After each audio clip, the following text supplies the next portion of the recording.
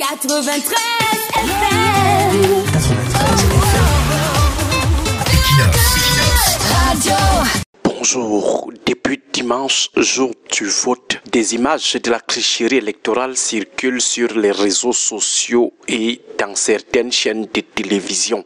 On voit des autorités de l'administration territoriale à l'œuvre pour faire obstruction à la transparence du scrutin. Certaines, on les voit se mettre à l'angle de la salle en train de fuir les caméras des téléphones. On voit des pères de famille, des mères d'enfants en train de bourrer les urnes. Certains sont traités comme des vulgaires bandits.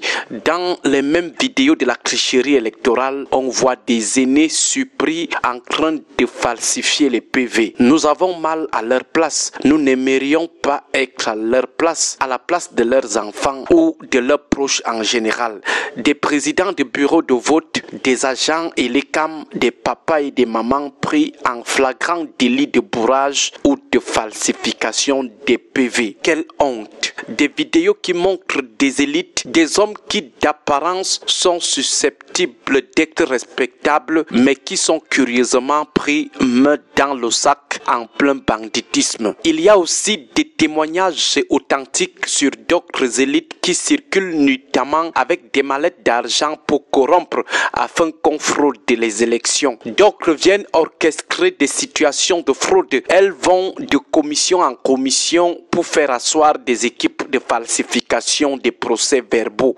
La question que nous aimerions poser est celle de l'honneur dans ce pays. Des hommes présumés respectables qui n'ont plus du tout honte. Ça fait simplement pitié. Des aînés qui sortent des yeux dans des vidéos comme des vulgaires arracheurs de sacs du marché Mokolo. Des gens qui ont un peu fréquenté, à qui on donne des responsabilités de conduire les opérations de vote, qui se trouvent le soir du scrutin en train de se faire sermonner, on dirait un bandit dans les griffes de la justice populaire. Quand ils se regardent dans ces vidéos, comment se sentent-ils?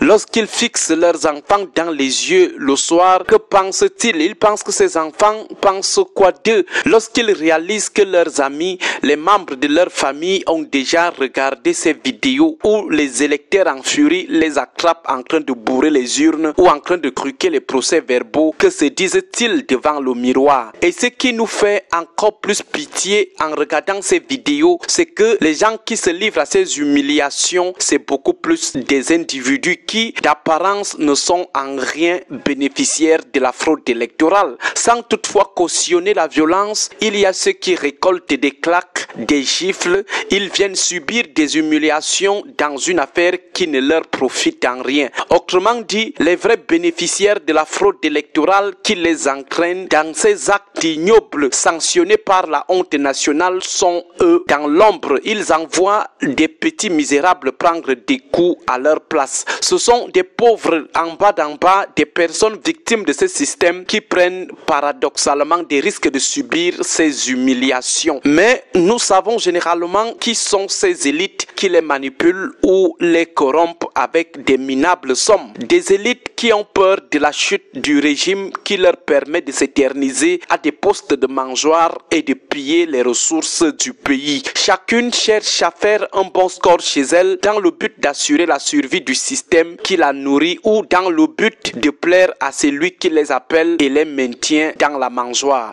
Voilà pourquoi elles se battent à frauder les élections dans leur ville, leur département, leur région. Ce qui est encore plus intriguant, c'est que depuis que les dénonciations de bourrage des urnes et de trafic des procès-verbaux pleuvent, aucune autorité ne s'intéresse aux auteurs clairement identifiables sur les images. Nous avons l'impression que les autorités administrative s'intéresse à tout sauf à l'essentiel. Le nœud du problème aujourd'hui, toutes ces violences qu'on commence à observer sur l'ensemble du territoire national, le nœud du problème, ce sont tous ces tripatouillages flagrants avec photos et vidéos à l'appui, le bourrage des urnes et des tripatouillages au niveau des commissions communales et départementales. Voilà l'origine des tensions actuelles. Curieusement, les autorités administratives refusent de se pencher sur ces irrégularités flagrantes en cours et leurs auteurs pour s'acharner plutôt sur ce qui les dénonce, ce qui réclame la transparence.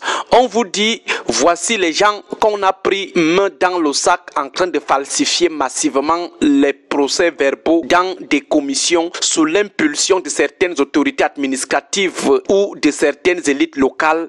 Au lieu de courir voir de près et dire stop, vous fermez carrément vos yeux et vos oreilles sur ces irrégularités pour plutôt menacer ceux qui les dénoncent, pour plutôt promettre le feu à ceux qui les dénoncent. Voilà une grosse curiosité de l'attitude de nos autorités administratives face à la mascarade électorale en maturation. Agréable journée à vous tous. 93 FM.